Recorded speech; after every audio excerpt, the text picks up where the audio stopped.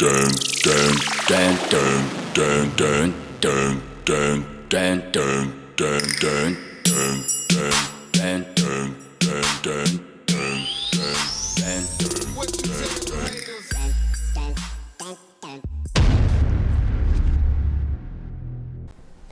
Всем привет, меня зовут Александр Лебедев, вы находитесь на канале Wheel Systems.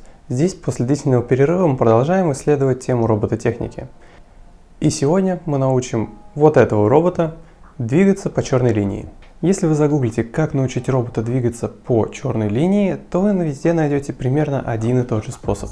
Использует 1, 2 или 3 датчика линии. Эти датчики могут определять, какой цвет они видят, белый или черный. Но все управление получается грубым и дерганым. Все из-за того, что в основе алгоритма применяется условие if-else. Но что если можно было бы сделать движение плавным? И сегодня мы напишем такую программу. Во-первых, стоит обратить внимание на датчик. У меня это TSRT 5000. Как всегда, ссылка на все компоненты находится в описании под видео. Вернемся к датчику. Тут особое внимание следует уделить его выходам. Кроме стандартных плюс и минус, у него еще есть выходы A0 и D0. И давайте посмотрим, как это работает. Три датчика линии я расположил перед роботом. Я сделал им общие плюс и минус и подключил сигнальные провода к аналоговым выходам. Подключим кабель к Arduino и компьютер. Питания USB хватит для того, чтобы датчики уже начали работать. Теперь напишем программу для считывания данных с аналоговых портов и передачи их в последовательный порт, для того, чтобы можно было наглядно посмотреть, что выдают датчики.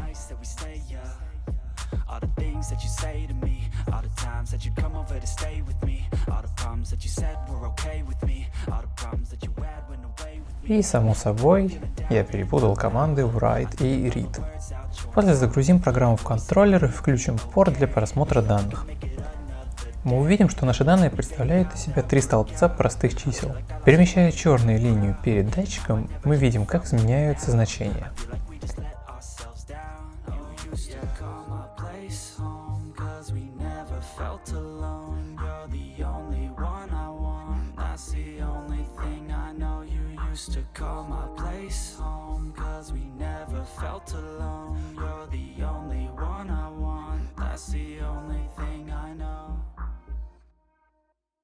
Теперь, возможно, вы понимаете, в какую сторону я вас веду. Используя аналоговые данные, можно построить динамическое управление, где оно не будет дерганым. Далее нужно подумать о том, как воспользоваться этими данными и сколько необходимо датчиков. Минимум это 2.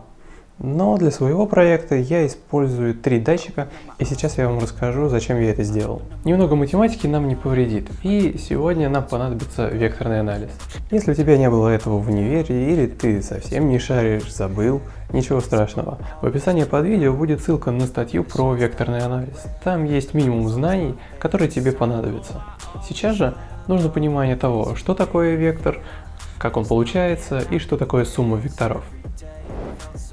Теперь запишем функцию по обработке данных. В функцию мы будем передавать 3 значения от датчиков.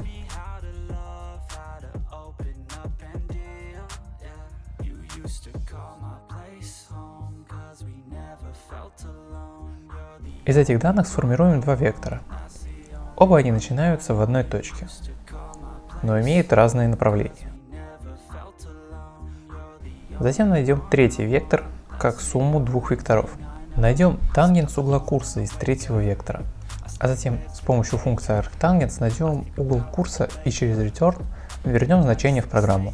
Настало время проверить теорию на практике, и я распечатал вот такие черные линии. Далее необходимо склеить отдельные элементы в единую трассу. Это я сделаю с помощью обычного скотча. Куда же без него?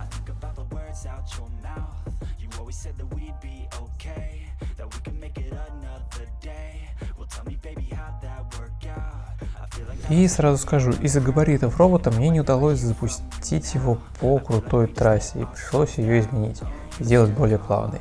Поэтому видео записывал уже поздно ночью, и поэтому такое освещение. Также была написана функция, которая при поворотах изменяет скорость колес. Весь код вы можете скачать по ссылке в описании. Но во время работы стало ясно, что необходимо нормализовать значения датчиков и засунуть более сложную математику. Но все это лучше реализовать в отдельном проекте, который уже скоро выйдет на канале. На сегодня это все. Если вам понравилось видео, ставьте палец вверх и не забывайте подписаться на канал. Так я буду знать, что я двигаюсь в правильном направлении и вам интересно развитие данного проекта. Пока! My heart to a girl and hope she doesn't tear it